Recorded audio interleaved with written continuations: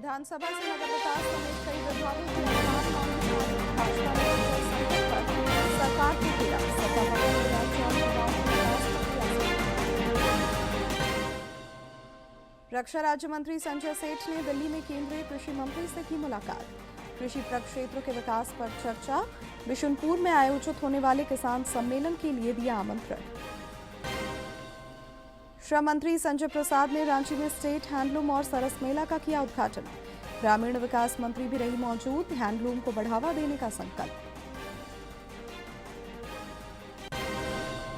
और खूंटी के कर्रा थाना क्षेत्र में हत्या मामले में पुलिस ने 5 आरोपियों को किया गिरफ्तार। डीआईजी आनंद प्रकाश ने धनबाद में की हाई लेवल मीटिंग। बेहतर विधि व्यवस्था के निर्देश।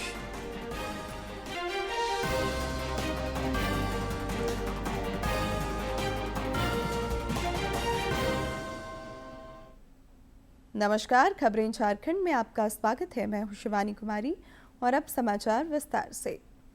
विपक्ष के रवैये के कारण संसद के दोनों ही सदनों में आज कार्यवाही में बाधा पड़ी। हंगामे के कारण लोकसभा में कामकाज नहीं हो पाया।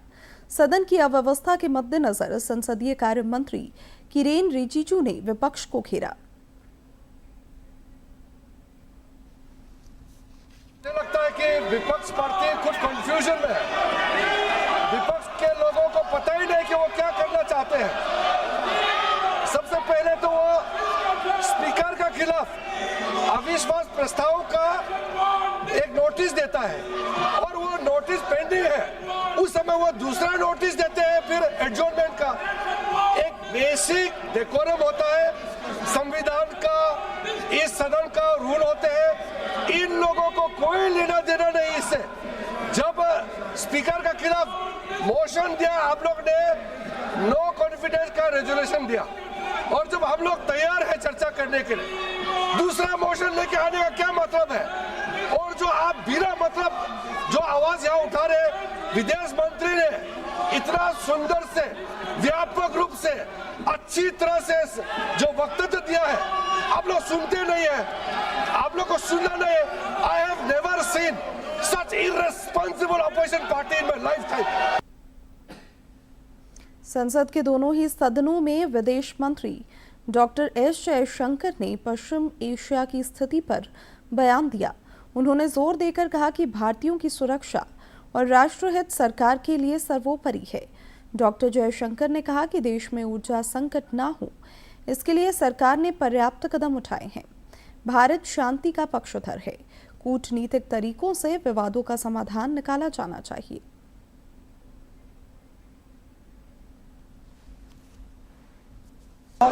In view of the implications of this conflict for our energy security, I also seek to address that particular concern. Government remains committed to ensuring that fully taking into account availability, costs and risks of the energy markets. For us, sir, the interest of the Indian consumer has and will always be the overriding priority. Where required, Indian diplomacy has supported the endeavors of our energy enterprises in this volatile situation. विधानसभा से आज नगर विकास समेत कई विभागों की अनुदान मांगे ध्वनिमत से पारित हो गई। भाजपा विधायक नीरा यादव ने इससे पहले कटौती प्रस्ताव पेश करते हुए सरकार पर जमकर निशाना साधा। उन्होंने कहा कि पेयजल आपूर्ति सुनिश्चित करने में सरकार नाकाम साबित हुई है। सरकार की घोषणाएं धरातल पर कहीं नहीं दिखती। झामुमो विधायक कल्पना सोरेन ने भाजपा पर पलटवार करते हुए राज्य के सर्वांगीण विकास का संकल्प दोहराया। उन्होंने बताया कि युवाओं के समग्र विकास के लिए इस बार के बजट में व्यापक प्रावधान किए गए हैं। नगर व्यवस्था के अंतर्गत शुद्ध पेयजल, सड़क, नाली, आवास सहित आधारभूत संरचनाओं को सुदृढ़ करना हमारा मकसद है, हमारा लक्ष्य है महोदय। लेकिन हमें देखना है क्या ये व्यवस्था हम आम लोगों को पहुंचा पा रहे हैं महोदय, आम लोगों को शुद्ध पेयजल दे पा रहे हैं महोदय। आज ये किताबों में आंकड़े बन करके रह गए हैं। आज शुद्ध पेयजल के लिए लोगों को संघर्ष करना पड़ रहा है महोदय। आए दिन अखबारों में बात आती है महोदय, गर्मी दस्तक दे रही है। पानी के लिए लोगों को सुबह उठते ही बाएं दाएं देखने को मौका मिलता है। महोदय, हमारे विपक्ष के साथी भी जोशीले अंदाज में अपनी बातों को रखते हैं, सरकार के सभी लोग भी बहुत जोशीले अंदाज में अपनी बातों को रखते हैं। मैं ये कहना चाहती हूँ कि आज झारखंड में हमारी आधी से ज्यादा आबादी युवा है, तो झारखंड तभी समृद्ध होगा जब हम अपने युवा के भविष्य में निवेश करेंगे। और इसी सोच के तहत इस वर्ष में 38,000 करोड़ रुपए का पूंजीगत व्यय प्रस्तावित किया गया है, जो पिछले वर्ष की तुलना में 8.5% अधिक है। पूंजीगत व्यय मतलब कैपिटल एक्सपेंडिचर। इसका मतलब ये होता है कि आपका सड़क, पुल, शिक्षा संस्थान, आपका स्पोर्ट्स इंफ्रास्ट्रक्चर, आपका टूरिज्म, इसमें हम अपने युवाओं को हमारी जो आने वाली पीढ़ी है, इनके लिए हम भविष्य कैसे बना रहे हैं। मुख्यमंत्री हेमंत सोरेन से आज विधानसभा स्थित मुख्यमंत्री कक्ष में पथ निर्माण विभाग के प्रधान सचिव सुनील कुमार ने शिष्टाचार मुलाकात की। इस दौरान उन्होंने मुख्यमंत्री को विभाग के आगामी बजट की प्रति सौंपी। विभागीय प्रधान सचिव ने श्री सोरेन को कार्यों की प्रगति और भावी योजनाओं और कार्यक्रमों से भी अवगत कराया। विधानसभा में आज प्रश्नकाल सुचारू तरीके से चला। सदन में विकास और लोकहित की गूंज रही। एक सवाल के जवाब में मंत्री दीपक बिरुआ ने कहा कि राज्य में रोजगार उपलब्ध कराना सरकार की प्राथमिकता है। रिक्तियों को भरने के लिए सरकार कृत संकल्पित है।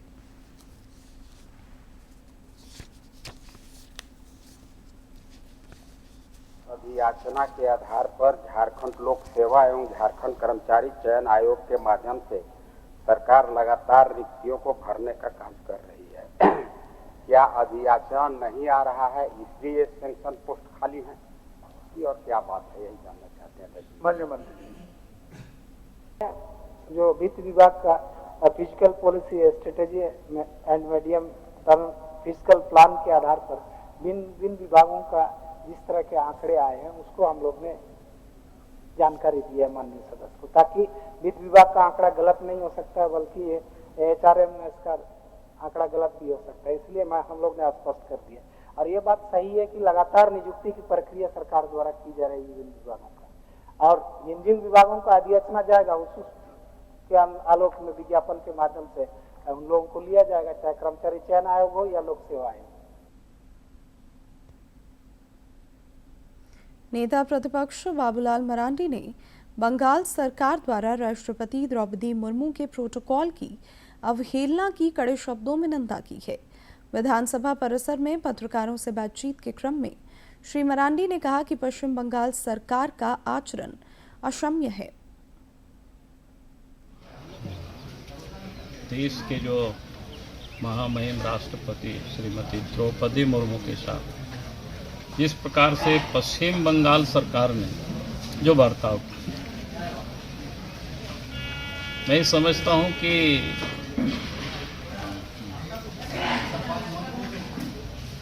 वो कहीं से भी क्षमा करने योग्य नहीं। इस प्रकरण पर मंत्री सह झामुमो नेता सुदिव्य कुमार ने भाजपा पर पलटवार किया है। उन्होंने रांची में पत्रकारों से बातचीत करते हुए कहा कि राष्ट्रपति का हर कोई सम्मान करता है। देश में संवैधानिक पदों की गरिमा बनाए रखने की जरूरत है। कई अन्य मुद्दों पर भी उन्होंने अपने विचार व्यक्त किए। राम मंदिर के उद्घाटन में माननीय राष्ट्रपति कहाँ थीं? संसद के उद्घाटन में माननीय राष्ट्रपति कहाँ थीं? जब संवैधानिक पदों को राजनीतिक चश्मे से देखा जाता है तो संवैधानिक पदों की गरिमा गिरती है। राष्ट्रपति इस देश की संवैधानिक प्रमुख हैं और इस देश का हर नागरिक राष्ट्रपति का सम्मान करता है। लेकिन यदि संवैधानिक पदों का इस्तेमाल राजनीतिक कारणों से होने लगेगा तो जवाब तो भारतीय जनता पार्टी को देना चाहिए कि आदरणीय राष्ट्रपति को विपक्षी होते हुए भी झारखंड मुक्ति मोर्चा ने अपना पूर्ण समर्थन दिया था। आज बंगाल की घटना को, बंगाल के चुनाव के मद्देनज़र भारतीय जनता पार्टी अगर ये सवाल खड़ा करती है तो उनको भी जवाब देना चाहिए कि उस संवैधानिक पद की गरिमा को भाजपा ने कितना तार-तार किया है। रक्षा राज्य मंत्री और रांची के सांसद संजय सेठ ने नई दिल्ली में आज केंद्रीय कृषि मंत्री शिवराज सिंह चौहान से मुलाकात की। इस दौरान झारखंड में कृषि प्रक्षेत्र के विकास को लेकर चर्चा हुई। श्री सेठ ने अप्रैल के प्रथम सप्ताह में विकास भारती द्वारा बिशुनपुर में आयोजित होने वाले किसान सम्मेलन में शामिल होने के लिए केंद्रीय कृषि मंत्री को आमंत्रित किया। रक्षा राज्य मंत्री ने बताया कि केंद्रीय कृषि मंत्री झारखंड दौरे के क्रम में रांची में पार्टी कार्यकर्ताओं से भी संवाद करेंगे। रामगढ़ के रजरप्पा स्थित मां छिन्नमस्तिके मंदिर परिसर में पुलिस और श्रद्धालु के बीच झड़प का मामला सोशल मीडिया में वायरल है। इस वीडियो में परिवार के अन्य सदस्य एक युवक को पुलिस को बचाते दिख रहे हैं।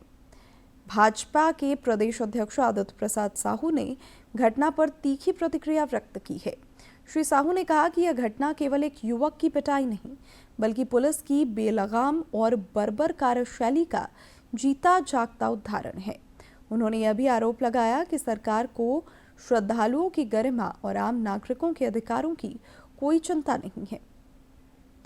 इधर इस वायरल वीडियो मामले में 4 पुलिस कर्मियों को निलंबित कर दिया गया है। साथ ही गृह रक्षक को भी कार्य से मुक्त कर दिया गया है। जिले के पुलिस अधीक्षक अजय कुमार ने ऐसी घटनाओं की भविष्य में पुनरावृत्ति न हो, इसके लिए कड़े निर्देश दिए हैं। वीडियो वायरल होने के बाद पुलिस महानिदेशक तदाशा मिश्रा ने रामगढ़ पुलिस अधीक्षक को कार्रवाई करने के निर्देश दिए थे। पुलिस अधीक्षक ने आज खुद मामले की छानबीन की, जिसके बाद इस कार्रवाई का आदेश दिया। होमगार्ड के आरक्षी है, होमगार्ड के आरक्षी पे भी उसको भी कार्रवाई की गई है। कुल 5 व्यक्तियों पे कार्रवाई की गई है, उनको निलंबित कर दिया गया है। विधानसभा परिसर में आज नारी शक्ति को मुख्यमंत्री हेमंत सोरेन ने अपने मोबाइल कैमरे में कैद किया। खास बात यह रही कि इस फ्रेम में सत्ता और विपक्ष की महिला विधायक नजर आईं। मुख्यमंत्री ने इस तस्वीर को साझा करते हुए नारी शक्ति को नमन लिखकर इसका कैप्शन दिया है। मौके पर श्री सोरेन ने सभी को अंतर्राष्ट्रीय महिला दिवस की शुभकामनाएं देते हुए उन्हें सम्मानित किया। मुख्यमंत्री ने कहा कि सरकार महिला सशक्तिकरण के लिए निरंतर प्रयासरत है।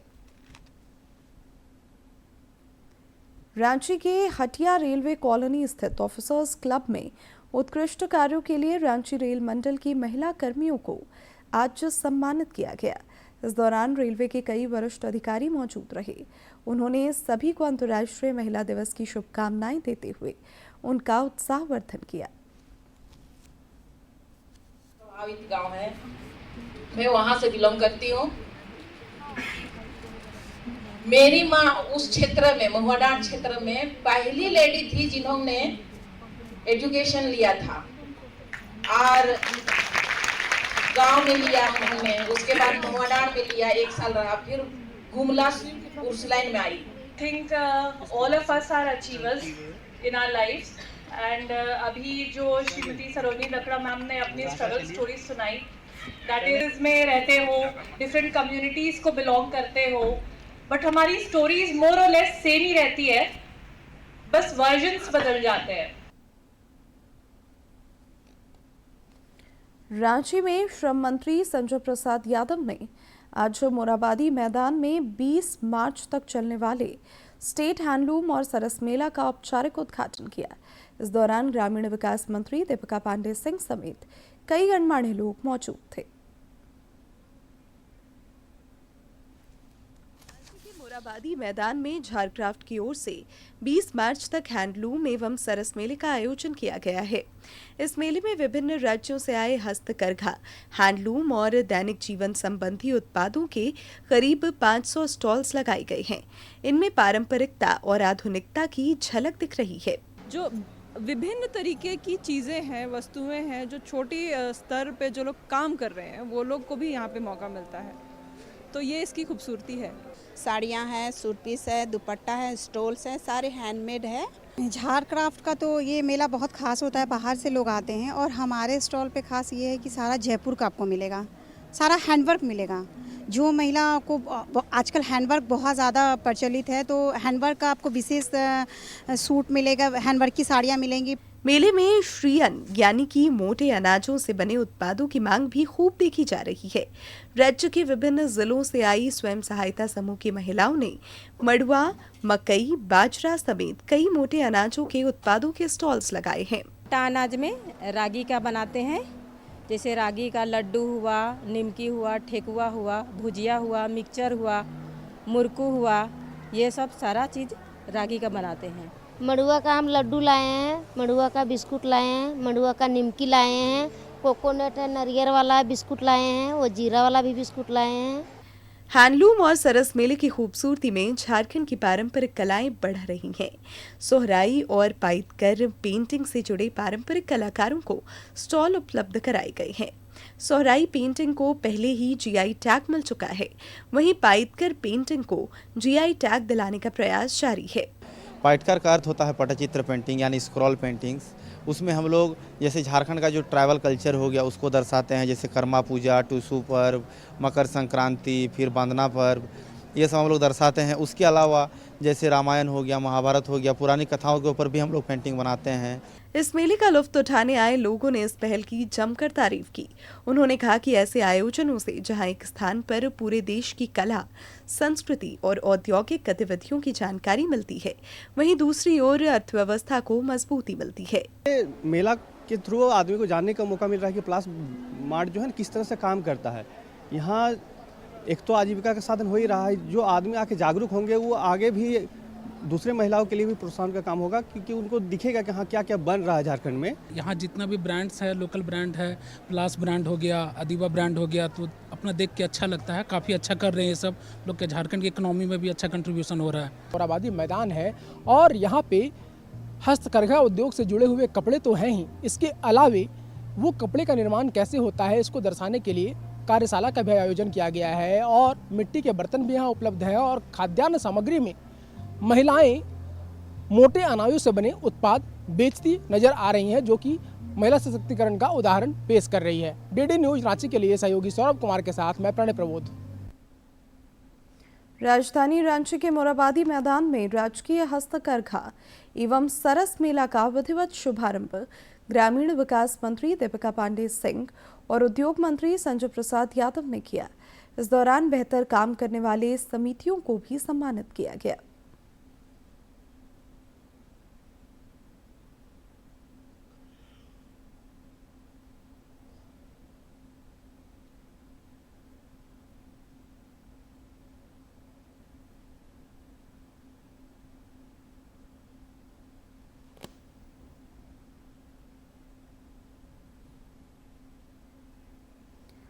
रांची के नामकुम में 2 दिवसीय किसान मेला सकृषि प्रदर्शनी का आज समापन हो गया।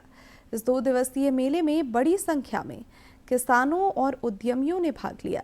वैज्ञानिकों और कृषि विशेषज्ञों ने किसानों को उत्पादन और आय बढ़ाने के टिप्स दिए। कृषक भी कृषि से जुड़ी नवीन तकनीकों और नवाचारों से अवगत हुए। राष्ट्रीय कृषि उच्चतर प्रसंस्करण संस्थान में आयोजित समापन समारोह के दौरान कई गणमान्य लोगों की उपस्थिति रही। रांची में पीएम विश्वकर्मा योजना के लाभार्थियों के लिए 2 दिवसीय प्रदर्शनी सह व्यापार मेला की आज से शुरुआत हुई। एमएसएमई विकास कार्यालय की ओर से इस मेले का विधिवत आयोजन हरमू रोड स्थित मारवाड़ी भवन में हो रहा है। लाभार्थियों को विभिन्न उत्पादों की बिक्री के लिए मंच उपलब्ध कराने के उद्देश्य से आयोजित इस मेले के उद्घाटन अवसर पर विकास कार्यालय के निदेशक इंद्रजीत यादव और एसएलबीसी के उप महाप्रबंधक संतोष कुमार सिन्हा समेत कई गणमान्य मौजूद रहे। इस दौरान वक्ताओं ने शिल्पकारों और कारीगरों के हित में इस पहल की सराहना की। खूंटी के कर्रा थाना क्षेत्र में एक हत्या मामले में पुलिस ने 5 आरोपियों को गिरफ्तार किया है। पुलिस अधीक्षक मनीष टोप्पो ने बताया कि जमीन विवाद में इस हत्याकांड को अंजाम दिया गया था। उन्होंने बताया कि अपराधियों के पास से देसी कट्टा और 2 पहिया वाहन बरामद किया गया है।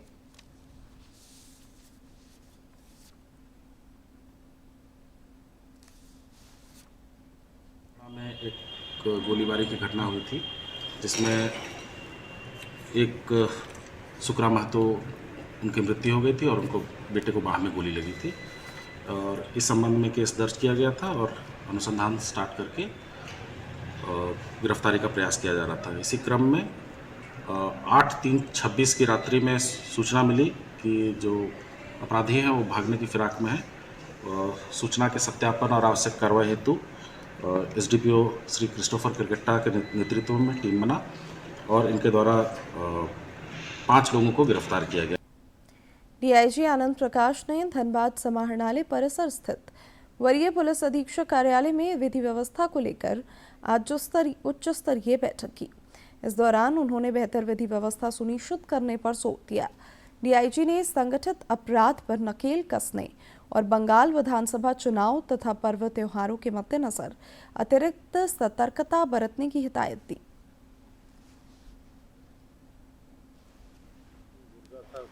सुधीश हो जाता उसके संबंध में और उसके सदस्यों को कैसे न्यूट्रलाइज किया जाए, अरेस्ट किया जाए, कैसे उसका इम्पैक्ट को ख़त्म किया जाए और बंगाल का चुनाव भी आसान है। एक बार हमारी मीटिंग हो चुकी है, उसके बारे में भी कुछ दिशा निर्देश दिया गया और आने वाला जो पर्व त्यौहार है, ईद हुआ और रामनवमी हुआ, उसके लिए भी कुछ आवश्यक दिशा निर्देश दिया गया है। और अब बात मौसम की। राज्य में मौसम का मिजाज बदलता दिख रहा है। मौसम विज्ञान केंद्र के पूर्वानुमान के मुताबिक राज्य के कई इलाके में 11 मार्च तक हल्की बारिश की संभावना है। कुछ जगहों पर तेज हवाओं के चलने और वज्रपात को लेकर अलर्ट भी जारी किया गया है। आने वाले दिनों में तापमान में थोड़ी वृद्धि भी हो सकती है। इधर पिछले 24 घंटे के दौरान डाल्टनगंज में अधिकतम तापमान 35.5 डिग्री सेल्सियस रिकॉर्ड किया गया, जो राज्य में सर्वाधिक रहा।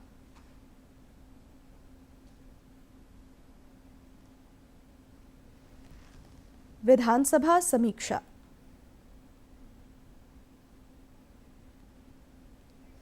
होली के अवकाश के बाद आज से विधानसभा का बजट सत्र पुनः शुरू हुआ। सदन की कार्यवाही शुरू होते ही स्पीकर रविंद्रनाथ महतो ने T20 विश्व कप पर तीसरी बार कब्जा जमाने के लिए भारतीय टीम को शुभकामनाएं दी। प्रश्नकाल सदन में सुचारू तरीके से चला। झामुमो विधायक हेमलाल मुर्मू ने जहां अफीम खेती का मामला उठाया, वहीं जदयू विधायक सरयू राय ने नक्सल उन्मूलन पर सवाल पूछे। प्रभारी मंत्री योगेंद्र प्रसाद ने कहा कि नक्सलवाद पूरे राज्य के लिए चिंता की वजह है।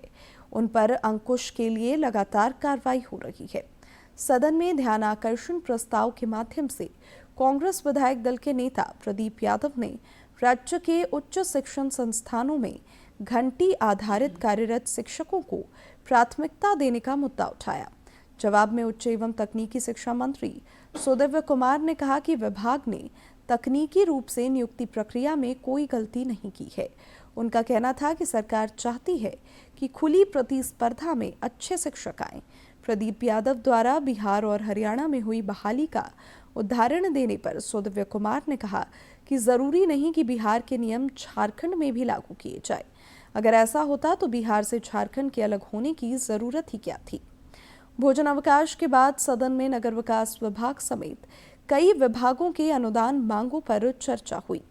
विभाग के अनुदान मांग पर कटौती प्रस्ताव लाते हुए भाजपा विधायक नीरा यादव ने पेयजल संकट पर सरकार को घेरा। उन्होंने आरोप लगाया कि सरकार की घोषणाएं धरातल पर कहीं नहीं दिखती। नगर विकास मंत्री सुदिव्य कुमार ने कहा कि शहरी क्षेत्र में सफाई, शुद्ध पेयजल, सड़क एवं आवास के साथ साथ आधारभूत संरचनाओं की व्यवस्था प्रमुख है।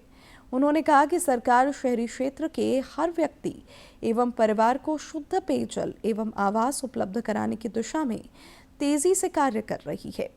उन्होंने कहा कि प्रधानमंत्री आवास योजना शहरी के अंतर्गत भारत सरकार से अब तक 2,11,010 आवास स्वीकृत हैं, जिनमें से 1,42,333 आवास पूर्ण किए जा चुके हैं। सदन से नगर विकास एवं आवास समेत अन्य विभागों की अनुदान मांग ध्वनिमत से पारित हो गई। अनुदान मांग पर चर्चा में कल्पना सोरेन, जयराम महतो, जनार्दन पासवान, तिवारी महतो, सत्येंद्र नाथ तिवारी, समेत अन्य विधायकों ने भाग लिया। मंत्री के जवाब के बाद सदन की कार्यवाही कल सवेरे 11 बजे तक के लिए स्थगित कर दी गई। और अब अंत में मुख्य समाचार एक बार फिर। विधानसभा से नगर विकास समेत कई विभागों की अनुदान मांगे पारित। भाजपा ने पेयजल संकट पर सरकार को घेरा। सत्ता पक्ष ने राज्य और युवाओं के विकास पर दिया जोर। रक्षा राज्य मंत्री संजय सेठ ने दिल्ली में केंद्रीय कृषि मंत्री से की मुलाकात। कृषि प्रक्षेत्र के विकास पर चर्चा। बिशुनपुर में आयोजित होने वाले किसान सम्मेलन के लिए दिया आमंत्रण। श्रम मंत्री संजय प्रसाद ने रांची में स्टेट हैंडलूम और सरस मेला का किया उद्घाटन। ग्रामीण विकास मंत्री भी रही मौजूद। हैंडलूम को बढ़ावा देने का संकल्प। और खूंटी के कर्रा थाना क्षेत्र में हत्या मामले में पुलिस ने 5 आरोपियों को किया गिरफ्तार। डीआईजी आनंद प्रकाश ने धनबाद में की हाई लेवल मीटिंग। बेहतर विधि व्यवस्था के निर्देश।